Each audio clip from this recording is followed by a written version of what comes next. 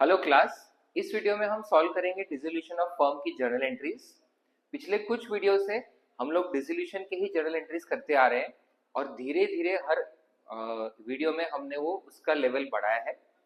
इस वीडियो में हम ऑलमोस्ट सबसे डिफिकल्ट जो एंट्रीज आ सकती है क्वेश्चन में और जो जो नए ट्विस्ट आ सकते हैं वो डिस्कस करेंगे। तो चलिए शुरू करते हैं dissolution of partnership firm.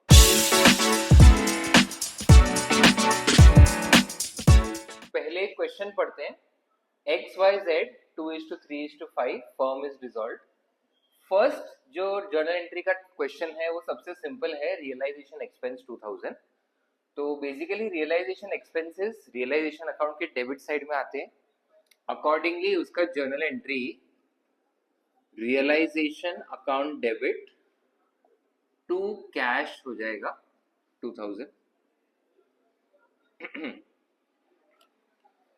Next, expenses 3000 to be borne by Z but paid by X। अब फर्स्ट पार्ट में बोला है कि रियलाइजेशन एक्सपेंसेस जो है वो पार्टनर को बेयर करना चाहिए Z को, बट एक्चुअली पे करते टाइम दूसरे पार्टनर ने पे कर दिया है X ने। सो अब X का काम है कि वो Z से रिकवर करे। इस ट्रांजैक्शन में कहीं पे भी बीच में फर्म इन्वॉल्व होता ही नहीं है। पहले X ने एक्सपेंस अपने पॉकेट से पे कर दिए, बाद में वो Z से रिकवर करेगा, फर्म बीच में आया ही नहीं, इसलिए इसका कुछ भी एंट्री बुक्स ऑफ अकाउंट्स में नहीं होगा। So no entry. Next, expenses 5000 to be borne by Y but paid by the firm. अब यहाँ पे भी रियलाइजेशन एक्सपेंसेस पार्टनर को बेयर करना चाहिए था, बट एक्चुअली पे करते टाइम फर्म ने पे कर दिया है। अब फर्म का रिस्पॉन्सिबिलिटी है कि वो Y से रिकवर करे।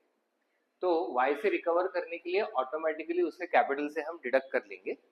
अकॉर्डिंगली एंट्री हो जाएगी Y's capital account debit to cash, amount है 5000। Next, X is to be given remuneration of 10,000 and he is to bear expenses. Actual expenses 2000 paid by the firm। अब सबसे पहले हमें partner X को remuneration देना है 10,000 का, बिकॉज ये फर्म के लिए एक एक्सपेंस है, तो ये रियलाइजेशन अकाउंट के डेबिट साइड में आएगा। तो जर्नल एंट्री हो जाएगी realization account debit to X's capital, और हम X को रेम्यूनरेशन दे रहे हैं 10,000। इसी में आगे बोला है कि उसको रियलाइजेशन एक्सपेंस भी बेयर करना चाहिए था, बट एक्चुअल एक्सपेंस फर्म ने पे कर दिया। तो अब फर्म जो है वो X के कैपिटल से वो रिकवर करेगी। अकॉर्डिंगली इसमें दो जर्नल एंट्रीज है, X's capital to cash 2000। Next, unrecorded asset 1 lakh taken over by unrecorded liability of 65,000, balance collected in cash. अब यहाँ पे अनरिकॉर्डेड एसेट मतलब हमारे बैलेंस शीट में बुक्स ऑफ अकाउंट्स में कोई एसेट रिकॉर्डेड नहीं था, बट उसका वैल्यूएशन अभी 1 लाख रुपीस है। ये एसेट को हमने सेल नहीं किया है, ये एसेट हमने दिया है एक लायबिलिटी को, और ये लायबिलिटी भी अनरिकॉर्डेड ही थी। बस लायबिलिटी का अमाउंट सिर्फ 65,000 है, जबकि एसेट का वैल्यूएशन 1 लाख है। अब अगर यहाँ पे सेंटेंस में बोल देते इन फुल सेटलमेंट, उसका मतलब है एसेट का भले ही वैल्यू 1 लाख हो, अब उसका वैल्यू रिड्यूस होकर 65 हो गया है और उससे 65,000 का लायबिलिटी पे हो गया, हमें एक्स्ट्रा कुछ भी नहीं मिलेगा।